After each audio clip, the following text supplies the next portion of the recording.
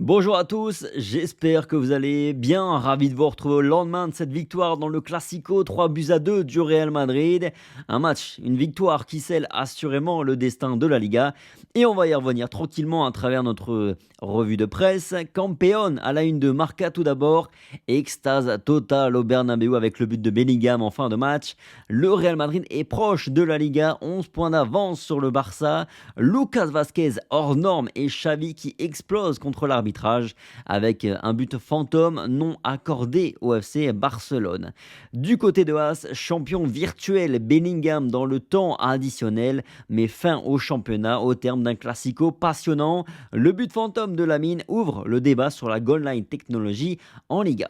Jude met la touche finale à la Liga, met fin à la Liga, écrit Marca. L'Anglais a rendu la sentence du Classico à la 91e minute de jeu et libère toute la foule. J'étais au Bernabéu et je peux vous confirmer que c'était une grande folie, immense célébration de but, la plus forte assurément de la saison. Et puis Marca rend aussi hommage à Lucas Vazquez, présent sur les 3 buts du Real Madrid, car il obtient le penalty, puis délivre 2 passes décisives. Lamine Yamal a été éblouissant dans un Barça qui était devant au score à 2 reprises. Il a d'ailleurs été élu MVP de la rencontre, élu par la Liga Lamine Yamal. Bon, je pense que c'est un peu n'importe quoi, cela dit, à ce niveau-là. Parce que le héros silencieux, comme l'appelle As, le MVP, c'est bien Lucas Vazquez. Il a fait un match plein et il est sur les 3 buts du Real Madrid. Le Real Madrid va d'ailleurs lui offrir la possibilité de continuer une année supplémentaire, précise le quotidien As. Mine de rien, c'est vrai que le couloir droit défensif du Real Madrid était un vrai sujet, une source d'inquiétude il n'y a pas si longtemps que ça, mine de rien. Mais ça l'est plus aujourd'hui entre le grand retour de Dani Carvajal et puis la bonne saison aussi. Le niveau affiché par Lucas Vazquez, on peut continuer avec les deux assurément une saison de plus. Lucas Vazquez, c'est un peu comme Nacho, c'est un soldat, une légende atypique du Real Madrid, un modèle pour les canteranos, pour les futurs canteranos. Et je peux vous dire qu'il est très très apprécié dans le vestiaire du Real Madrid. On a aussi besoin de gars comme ça qui posent jamais de problème, même quand ils ont un temps de jeu qui est réduit et qui viennent et qui répondent présent quand on a besoin d'eux. El Barça se quedan blanco. Le Real Madrid a achevé le Barça cette saison. Qui va donc faire saison blanche? Aucun titre pour les Catalans qui viennent de dire adieu aux 2 titres majeurs en l'espace de 6 jours. 3 défaites en 3 matchs contre le club madrilène. Et Xavi a même perdu ses 4 derniers classicos.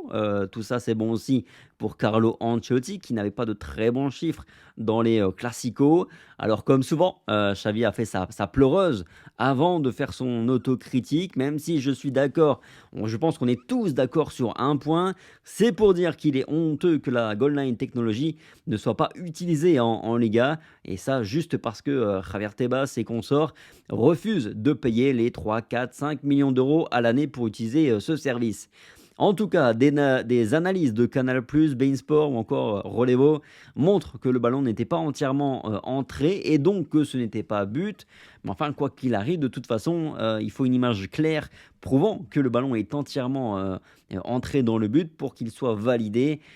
Bravo à la Liga et à tous les clubs qui soutiennent Javier Tebas, dont le Barça fait partie, parce que je rappelle que seul le Real Madrid et l'Athletic Club sont des fervents opposés au président actuel de la Liga. À part ça, voyons un petit peu les notes du match. 3 étoiles pour Lucas Vazquez dans Marca, tandis que Bellingham, Tchouaméni, Rudiger, Vinicius et Fede Valverde obtiennent 2 étoiles.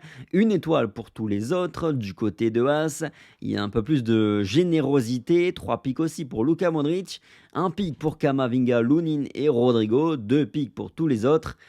Je trouve les notes de Marca un peu plus fidèles à ce que j'ai vu personnellement. Modric n'a pas été mauvais, mais je l'ai pas vu véritablement au-dessus des autres. Ça a été compliqué pour Lunin en début de match. Oui, Camavinga a souffert. Oui, Rodrigo a été transparent. Oui aussi. Moi, j'ai beaucoup aimé Fede Valverde qui définitivement est une machine de guerre. Va falloir lui donner du repos cette semaine. Bellingham, je trouve aussi qu'il commence à monter de nouveau en puissance, et je dis pas ça juste parce qu'il a marqué le but final. Il fait tout mieux et plus vite, je trouve, que sur ses derniers matchs. Il enchaîne plus facilement aussi les efforts. Et puis, son attitude, son mental, ce gars colle tellement bien au Real Madrid, c'est incroyable. Pour conclure, faisons un petit point classement et calendrier.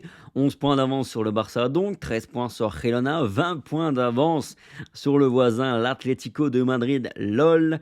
Et donc, quand est-ce qu'on l'on sera champion avec tout ça? Bah, c'est simple. Regardez, le Real Madrid n'a plus besoin que de 7 points pour être champion. Donc, on sera potentiellement champion à Granada à 4 journées de la fin. On jouera la Real Sociedad vendredi et Cadiz ensuite entre la double confrontation face au Bayern. Donc potentiellement on est champion dans 3 journées à Granada. Bref, voilà un petit peu pour la revue de presse au lendemain de cette victoire du Real Madrid. Merci à tous pour votre fidélité. Prenez soin de vous comme toujours et puis on se retrouve très vite dans la semaine pour parler un petit peu de Ferland Mendy, Alphonso Davies et puis évidemment ce match face à la Real Sociedad qui nous attend, puis le Bayern. Sur ce, passez une bonne journée, prenez soin de vous et à très vite. Allez, ciao.